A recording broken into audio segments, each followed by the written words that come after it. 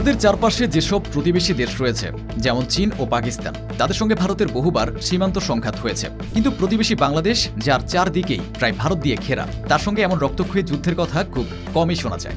তবে 2001 সালে কুড়িগ্রামের বড়াইবাড়িতে ঘটে যায় এমন এক সংঘর্ষ, যা ভারতের দম্ভের জবাব হয়ে আজও স্মরণীয়। সাহসিকতা, দেশপ্রেম ও সীমান্ত রক্ষার এক অনন্য দৃষ্টান্ত গড়ে তুলেছিল বাংলাদেশ। সেদিন ভারতের সীমান্ত রক্ষীরা হার মেনেছিল বাংলার 20 সেনারী বিডিআরের কাছে। ঘটনা শুরু হয় সিলেটের পদুয়ায়, যেখানে ভারতের সীমান্তরক্ষী বাহিনী বিএসএফ বাংলাদেশের ভেতরে একটি ক্যাম্প স্থাপন করে এবং আরেক ক্যাম্পে যাওয়ার জন্য রাস্তা নির্মাণ চেষ্টা চালায়। বিডিআর মানে বর্তমান বিজিবি এর আপত্তি উপেক্ষা করে বিএসএফ নির্মাণ কাজ চালিয়ে যেতে থাকে। তখন বিডিআর নিজেদের প্রতিরক্ষার জন্য 3টি ক্যাম্প স্থাপন করে। এতে উত্তেজনা বাড়ে। বিএসএফ গুলি চালালে বিডিআর পাল্টা জবাব দেয়। পরিস্থিতি এমন হয় যে 70 জন বিএসএফ সদস্য আত্মসমর্পণ করে এবং পদুয়া বিডিআরের নিয়ন্ত্রণে চলে আসে। এই অপমানের প্রতিশোধ নিতে বিএসএফ পদুয়া ঘটনার মাত্র 3 দিনের মধ্যে কুড়িগ্রামের বড়াইবাড়ি অপারেশন চালায়। বাংলাদেশের বড়াইবাড়ি, হিজলামারি, খেওয়ারচর বিডিআর ক্যাম্পগুলো যেমন দুর্গম তেমনি অনুন্নত। বিএসএফরা 2001 সালের 16 এপ্রিল দুপুরে বড়াইবাড়ি অপারেশন পরিকল্পনা করে। তাদের উদ্দেশ্য ছিল মহেন্দ্রগঞ্জ কমলাপুর পাকা সড়ক নির্মাণ সহজ করা এবং বড়াইবাড়ির 4 কিলোমিটার অতি উর্বর জমি ভারতীয়দের দখলে আনা। ধুবড়ি, মহেন্দ্রগঞ্জ, গৌহাটি থেকে রাতেই 3 প্লাটুন ক্যাটসাই কমান্ডো ও 200-রও বেশি অতিরিক্ত বিএসএফ এসে গোপনে অবস্থান নেয় মাইনকারচর ক্যাম্পের আশেপাশে। এদিকে বাংলাদেশি পত্রবাহক লুৎফুর রহমান মাইনকারচর বিএসএফ ক্যাম্পে ঘুরে এসে বলেছিলেন, সেখানে ভারতীয় সেনা সদস্যরা বাংকারে অবস্থান নিয়েছে। প্রস্তুত আছে মর্টার, কামান, মেশিনগান এবং সাজোয়া যান। বাংলাদেশ সীমান্তে পর্যবেক্ষণ টাওয়ার না থাকায় বড়াইবাড়ি ক্যাম্পের বিডিআররা বিএসএফ এর আক্রমণের প্রস্তুতি আগে বুঝতে পারেনি। কিন্তু বিকেল 5টায় বিএসএফ এর কাছ থেকে ফ্ল্যাগ মিটিং এর একটি রহস্যময় প্রস্তাব সম্মিলিত চিঠি আসায় বড়াইবাড়ি ফাঁড়ির বিডিআর কমান্ডার নজরুল ইসলামের সন্দেহ হয়। কোনো সংঘাত, সংঘর্ষ, অঘটন নেই, তবু কেন বিএসএফ ফ্ল্যাগ মিটিং এর জন্য প্রস্তাব দিল? আসলে বিএসএফ চেয়েছিল ফ্ল্যাগ মিটিং এর জন্য বিডিআরের 5-6 জন বড়াইবাড়ি ক্যাম্পে ভারতের সীমানায় গেলে তারা বিডিআরদের আটকে রেখে বড়াইবাড়ি হামলা করবে। পরে বিএসএফ এর পক্ষ থেকে খবর ছড়ানো হতো বাংলাদেশের বিডিআররা প্রথমে ভারতীয় সীমান্ত এলাকা অতিক্রম করে আক্রমণ করেছে। এই অজুহাতে তাদের বড়াইবাড়ি অপারেশন হতো সাকসেসফুল। ফ্ল্যাগ মিটিং এর জন্য পাঠানো ওই চিঠিটি ষড়যন্ত্রমূলক মনে হওয়ায় বড়াইবাড়ি ক্যাম্পের কমান্ডার নজরুল ইসলাম ভারতীয়দের পাতানো ফাঁদে পা দেননি। উল্টো রাতে ক্যাম্পে 10 জন সহযোগীকে তিনি সারা রাত সতর্ক থাকার নির্দেশ দেন। কাঁটাতারের বেড়ার মাঝে পূর্ব অংশের গেট দিয়ে রাত 3টার দিকে ভারতীয় কমান্ডো, সেনা ও বিএসএফ প্রায় 400 সদস্যের যৌথ বাহিনী ধানক্ষেতের মাঝ দিয়ে ঢুকে পড়ে বড়াইবাড়ি সীমানায়। শুকিয়ে যাওয়া খাল দিয়ে তারা ক্রস করে এগিয়ে 3 দিক থেকে বড়াইবাড়ি ক্যাম্প আক্রমণ করার প্রস্তুতি নেয়। এর আগে গেট পেরিয়ে ভারতীয় বাহিনী বড়াইবাড়িতে ঢুকে পড়ার দৃশ্যটি দেখে ফেলে ওই গ্রামের মিনহাজ। ভোর 3:30টায় ধানক্ষেত সেচ দিতে গিয়ে মিনহাজ কাঁটাতারের বেড়া পেরিয়ে সারি সারি সৈন্য আসতে দেখতে পায়। তখনই সে দৌড়ে খবর দেয় বড়াইবাড়ি ক্যাম্পে। সাথে সাথে ওয়্যারলেসে খবর চলে যায় পার্শ্ববর্তী হিজলামারি ও খেওয়ারচর ক্যাম্পে। ভোর 4:30টার দিকে পূর্ব দিক থেকে বিএসএফ বড়াইবাড়ি ক্যাম্পে গুলিবর্ষণ শুরু করে। তখন প্রথম 10 মিনিট বিডিআর ছিল নিশ্চুপ। ভারতীয় বাহিনী এ ঘটনায় মনে করেছিল বিডিআর ক্যাম্প থেকে পালিয়েছে। এরপর তাদের একটি বাহিনী পশ্চিম গ্রামের দিক থেকে একটি দল ক্যাম্পের দিকে অসতর্কভাবে এগোতে শুরু করলে বড়াইবাড়ি বিওপি থেকে বিডিআর এর 4টি মেশিনগান একযোগে গুলিবর্ষণ শুরু করে। এই মেশিনগান 1 মিনিটে 700 গুলি ছুড়তে পারে। আকস্মিক এ আক্রমণে ভারতীয় বাহিনী হতচকিত হয়ে দৌড়ে পালাতে চেষ্টা করে। তারা ভেবে বসে উল্টো দিক থেকে তাদের ঘিরে ফেলা হয়েছে। তাই বিডিআর এর ল্যান্স নায়ক ওহিদুজ্জামান ও 16 জন বিএসএফ নিহত হয়। এরপর হিজলামারি ও খেওয়ারচর বিওপি থেকে বড়াইবাড়ি ক্যাম্পের 10 জন বিডিআর আর এর সাথে আরও 16 জন বিডিআর যোগ দেন ভারতীয় বাহিনীর বিরুদ্ধে। ভারতীয় বাহিনী সকাল 10টা পর্যন্ত বিওপির 200 গজ দূরে বাংলাদেশ সীমানে ছিল। জামালপুর থেকে 33 রাইফেল ব্যাটালিয়নের commanding officer lieutenant colonel S জামানের নেতৃত্বে অতিরিক্ত বিডিআর বড়াইবাড়িতে পৌঁছার পর ভারতীয় বাহিনী বাংলাদেশের সীমানা ছেড়ে ওপারে পালিয়ে যায়। এরপর লাগাতার প্রায় 2 দিন চলে উভয় পক্ষের মধ্যে গুলি বিনিময়। এই সংঘর্ষে বিএসএফ আরও নিহত হয়েছে বলে জানা গেলেও নিশ্চিতভাবে সংখ্যা জানা যায়।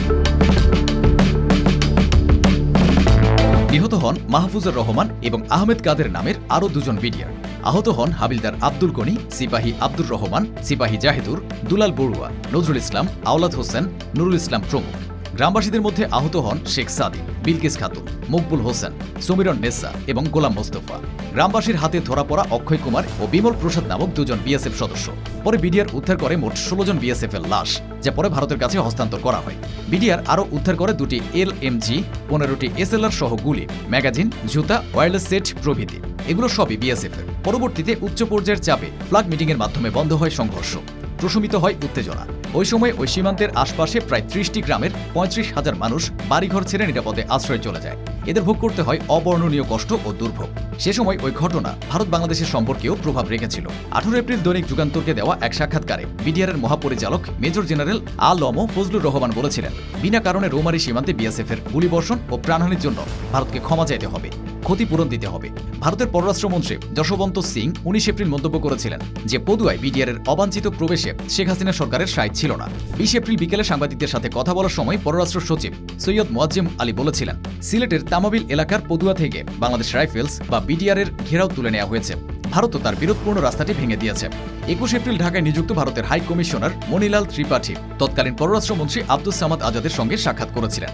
বড়াইবাড়িতে রাতের আধারে সীমান্ত অতিক্রম করে শত শত ভারতীয় সৈন্যরা বাংলাদেশে অবৈধ অনুপ্রবেশ, বিডিআর সৈন্যদের হত্যা, বাংলাদেশের গ্রাম লুট ও জ্বালিয়ে দেওয়ার ঘটনায় যখন সারা দেশে ভারতের বিরুদ্ধে আন্তর্জাতিক আদালতে মামলা করার দাবি উঠেছিল, ঠিক তখনই তৎকালীন সরকার প্রধান শেখ হাসিনা 22 এপ্রিল দিবাগত রাতে ভারতের প্রধানমন্ত্রী অটল বিহারী বাজপেয়ীর সাথে আধা ঘণ্টা ব্যাপী এক টেলিফোন সংলাপে বসেন এবং এই সময় 3 বার ভারতীয় প্রধানমন্ত্রীর কাছে বিডিআরের ভূমিকায় দুঃখ প্রকাশ করেন। এদিকে নিজ দেশে বাজপেয়ী সরকারের মুখ রক্ষা করতে বাংলাদেশের সরকার প্রধান দুঃখ প্রকাশ করলে ভারতীয় পক্ষ থেকে তাদের দেশে শেখ হাসিনার ভাবমূর্তি অক্ষুণ্ণ রাখতে এ ঘটনার দায়ভার এককভাবে বিডিআর প্রধানের উপর চাপিয়ে দেওয়া হয়। কিন্তু বিডিআর প্রধান মেজর জেনারেল ফজলুর রহমান গণমাধ্যমকে দেয়া এক সাক্ষাৎকারে বলেছিলেন, আমার বিশ্বাস প্রধানমন্ত্রীর এতে সমর্থন থাকবে। এই আস্থা নিয়েই আমি অগ্রসর হয়েছে। আমি প্রধানমন্ত্রীকে চিনি, খুব কাছ থেকে দেখেছি। মূলত ভারত বাংলাদেশ সীমান্তে এত প্রাণহানির মতো সংঘর্ষ এর আগে কখনো ঘটেনি। কুড়িগ্রাম ও সিলেট বাংলাদেশ ভারত সীমান্তে উত্তেজনাকর পরিস্থিতিতে আওয়ামী সরকারের নীতি নির্ধারকরা উদ্বিগ্ন ছিল। এই সিদ্ধান্তে ভারতীয় কেন্দ্রীয় সরকার রীতিমতো হতচকিত হয়ে যায়। প্রথমে ভারত সরকার বিষয়টিকে হজম করার চেষ্টা করলেও প্রচার মাধ্যম ও বিরোধী দলের চাপে পড়ে এ নিয়ে সোচ্চার হয়। ঘটনাটি ভারত ও তার বিশাল সামরিক বাহিনীর ইজ্জতের উপর এক বড় ধরনের আঘাত ছিল। স্বভাবতই তারা ক্ষিপ্ত হয় বাংলাদেশের উপর। আর এই ক্ষোভের বিষয়টি আওয়ামী লীগ সরকারকে উদ্বিগ্ন করে তোলে। আওয়ামী সরকারের একটি মহল বিডিআর এর ভূমিকায় অত্যন্ত ক্ষুব্ধ হয়। পদুয়া দখলমুক্ত করার পর তা আবার ছেড়ে দেওয়ার নির্দেশ দেয় সিলেট সহ সারা দেশের মানুষের মধ্যে বিরূপ প্রতিক্রিয়ার সৃষ্টি হয়। সরকার শহীদ সিপাহীদের জাতীয় মর্যাদায় দাফন ও পুরস্কৃত করা তো দূরে থাক, সরকারের একজন মন্ত্রীও রৌমারী পরিদর্শনে যাননি দীর্ঘদিন। এমনকি এ সময় বিডিআর প্রধান সহ বড়াইবাড়ির বীর জওয়ানদের বদলি করা হয়। বাংলাদেশ রাইফেলসের তৎকালীন মহাপরিচালক মেজর জেনারেল ফজলুর রহমান পরে এ প্রসঙ্গে বলেছিলেন, 2001 সালে পদুয়া এবং রৌমারীতে ভারতকে মোকাবিলা করার সৌভাগ্য আমার হয়েছিল এবং সেখানে ভারত শোচনীয়ভাবে আমাদের কাছে পরাজিত হয়। আমি পুরস্কার হিসেবে এক সরকার আমাকে পদচ্যুত করেছে এবং আরেক সরকার আমাকে চাকরিচ্যুত করেছে। দুঃখজনকভাবে তৎকালীন আওয়ামী লীগ সরকার ওই সাহসিকতা ও শহীদদের ত্যাগকে যথাযথভাবে সম্মান জানায়নি, বরং এ জাতীয় আত্মত্যাগ আড়ালে পড়ে থাকে ইতিহাসের পাতায়। অথচ বড়াইবাড়ির মতো ঘটনা জাতীয় তরুণ প্রজন্মের জন্য হতে পারে গর্ব, প্রেরণা ও আত্মমর্যাদার প্রতীক। বড়াইবাড়ির সীমান্ত যুদ্ধ ছিল শুধু একটি সংঘর্ষ নয়, এটি ছিল বাংলাদেশের সার্বভৌমত্ব রক্ষায় জনগণ ও বাহিনীর সম্মিলিত সাহসিকতার এক অনবদ্য প্রমাণ। শহীদদের রক্তে লেখা সে গল্প আজও আমাদের মনে করিয়ে দেয়, বাংলাদেশ কখনো মাথা নিচু করে না।